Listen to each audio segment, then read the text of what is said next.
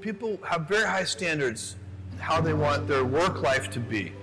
And I said, look, if you can get your work life to be where you enjoy half of it, that is amazing, because very few people ever achieve that.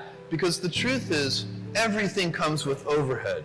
That's reality. Everything comes with pieces that you don't like. You could be a Supreme Court justice and there's still going to be pieces of your job you don't like. Every job comes with pieces you don't like. And we need to say, that's part of it. You have to figure out how to set up your life in such a way that you can minimize the things. And I find people don't dislike hard work. What people dislike is being out of control. Like, they can't control their life. They can't control their environment. This happens to me when I get overscheduled. I hate being overscheduled. I want some time to be able to think and free myself. We all have the same amount of time in the world. Nobody has more time than anybody else. And when you become a very successful person, one of the things, you start to get overscheduled. So a young person starting their career, I think there are probably a lot of things. Some of them are very well known and people have heard them many times. They're still true. One of those that you should always focus on, a young person should find something that they're passionate about to do. And that's not going to surprise anyone. It's a clear thing to do. It's very hard. If you don't love your work, you're never going to be great at it. The other thing I would suggest to any young person, even before they start their career, is to really think about their choices.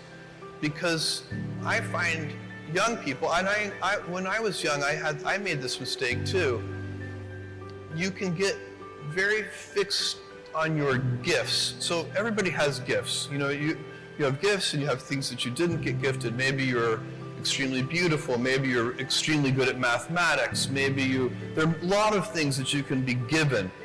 But those things can confuse you because they're not the things that construct your life. It's your choices that construct your life, not your gifts. You can celebrate your gifts, be proud of them, be happy of them. Actually, don't be proud of them, be celebratory of them, but you can't be proud because they're gifts. They were given to you. You didn't earn them. You can only be proud of the things you earn. And so, as I got older, I started to realize I wasn't proud of my gifts. I was always good at school. School was always easy for me, and I was always proud that I was a great student. I got A's in all my classes. I was good at math, all of that. And I thought that's who I was, but it's not true. Those are the things that are gifts. What was hard for me is deciding to work hard, deciding to use my gifts in certain ways, to challenge myself, to do things that I didn't think I could do, to put myself in uncomfortable situations. We all I would say to a young person, you can choose a life of ease and comfort, or you can choose a life of service and adventure. Which one of those, when you're 90 years old, are you going to be more proud of?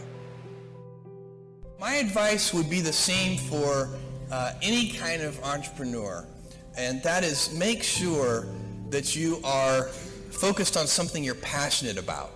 So if you look at the early internet companies, they were started and focused on doing something that they thought was very interesting long before the internet was fashionable in any way. We are currently an underdog once again. We've been in business for 6 years, and there was exactly 1 year where we were not the underdog, and that was 1999. I like the underdog years because it makes, I liked it when all the people we hired, their parents told them they were crazy. Like that was